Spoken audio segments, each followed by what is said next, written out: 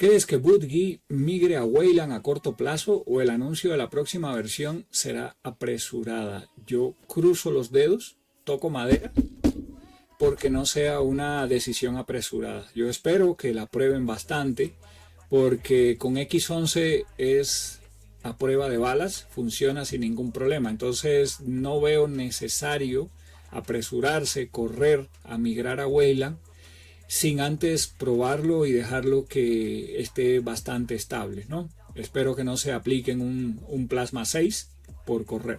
Solo espero eso.